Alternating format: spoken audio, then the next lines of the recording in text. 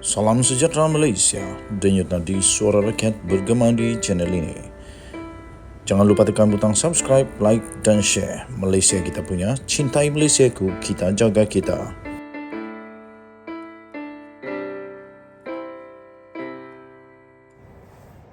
Salam sejahtera Malaysia, denyut nadi suara rakyat bergema di channel ini.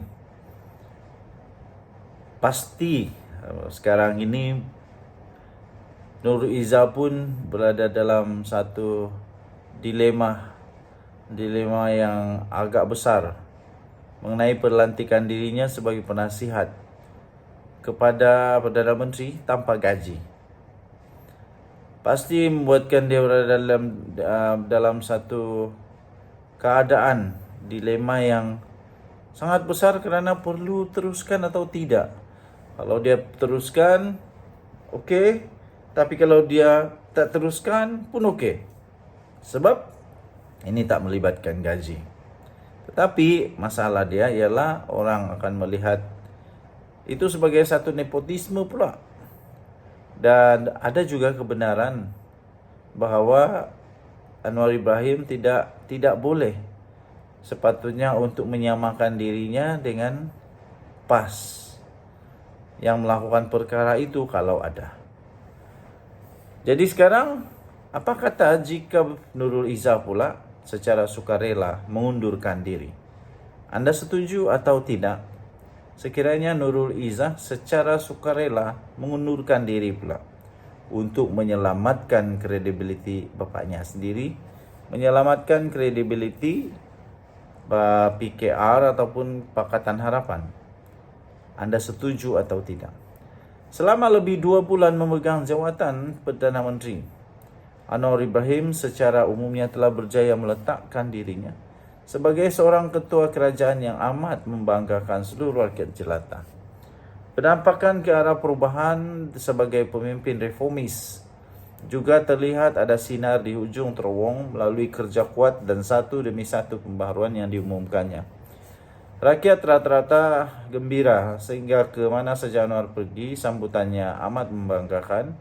Disusuli pula dengan harga ayam mula stabil, telur tidak lagi sukar diperolehi, nilai ringgit semakin baik, menu Rahma diperkenal untuk golongan susah dan beserta dengan pelbagai kebaikan lainnya melalui lain-lain kementerian.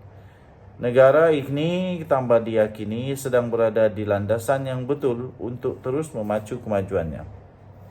Di satu sudut yang lain, penerimaan dunia dan pemimpin antarabangsa terhadap Anwar juga amat baik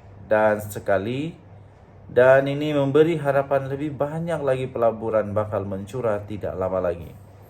Pendek kata, menjelang 100 hari sebagai Perdana Menteri yang detiknya bakal menjelang tiba, Anwar seperti sedang dipersiapkan untuk diraikan dengan pelbagai kejayaan dan pembaruan yang menggembirakan ramai orang. Ditambah dengan bagaimana Anwar Ibrahim menunaikan satu demi satu janji terhadap Sabah dan Sarawak, diikuti dengan kepimpinan UMNO sedia ada kekal sepenggal lagi, kerajaan perpaduan ini sangat diyakini mampu bertahan tanpa gangguan sehingga PRU16 akan datang. Serentak dengan itu turut diyakini kiranya kerajaan perpaduan ini mampu bertahan lagi, ia akhirnya bukan masalah besar untuk Anwar mampu bertahan sebagai Perdana Menteri sekurang-kurangnya selama 3 penggal. Begitupun lantikan Nurul Izzah secara diam sejak 3 Januari yang lalu dan hanya terdedah semalam 29 Januari sebagai penasihat kanan berkaitan ekonomi dan kewangan di PMO telah merencatkan segala-galanya. Tindakan Anwar melantik anak sulung perempuannya itu bukan dipertikaikan dari segi kelayakan, tidak menerima gaji atau sebagainya.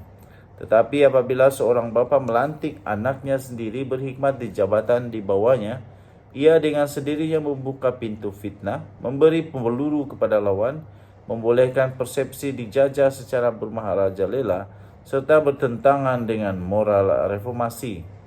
Ia bukan saja tidak baik kepada Anwar sendiri sebagai seorang reformis yang jika diselak kembali ucapannya sejak puluhan tahun lalu yang didapati begitu banyak penentangan terhadap amalan mengutamakan keluarga dan anak beranak, Malah di waktu yang sama menyebabkan sesama PKR, PH dan penyokongnya sendiri jadi berbalah serta mula berpecah. Yang terang-terang bercakap sudah tawar hati dengan dan hilang kelayakan, hilang keyakinan kepada Anwar juga mula kedengaran di mana-mana. Bukankah jika tiada lantikan Nurul Izzah itu atmosfera PH dan PKR sebenarnya aman-aman saja? Anwar sendiri tentunya tidak perlu membuang banyak masa mengulas atau menjawab isu berkenaan jika tiada lantikan tersebut. Dalam hal ini, sementara isu lantikan Nurul Izzah akan terus diperdebatkan, entah berapa lama lagi prestasi dan peranannya diperhatikan, terlibatnya disoroti sama ada ikut sama naik jet atau tidak jika Anwar ke luar negara misalnya. Yang pasti kedudukan kerajaan perpaduan yang sebelum ini dibanggakan tidak lagi seutuh yang sepatutnya.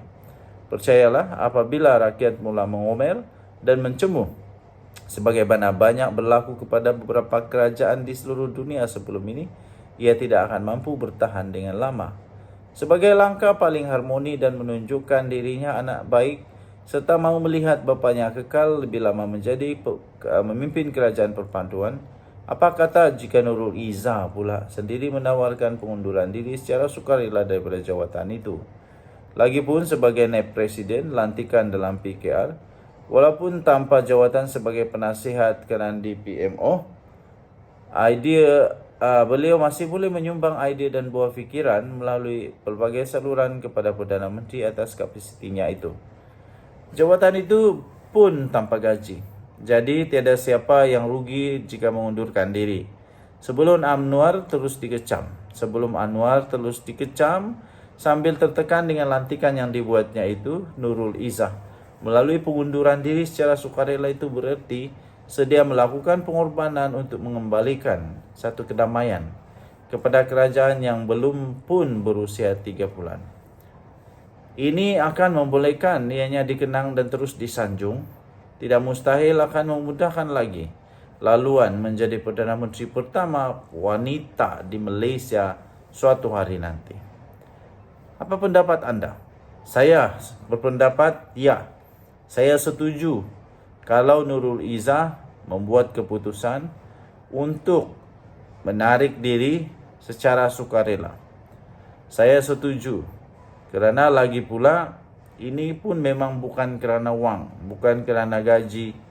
Jadi betul juga tulisan Sabuddin Husin ini, yaitu sebenarnya Nurul Izzah masih lagi mempunyai banyak wadah, banyak cara untuk memberikan buah fikiran, idea, nasihat sebab nasihat ekonomi, kewangan kepada Perdana Menteri Datuk Seri Anwar Ibrahim, kerana dia juga adalah naib presiden lantikan di dalam PKR.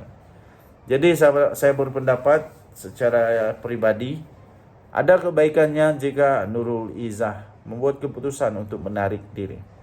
Dengan tadi Suara Rakyat bergema di channel ini, kita jumpa lagi. Bye-bye.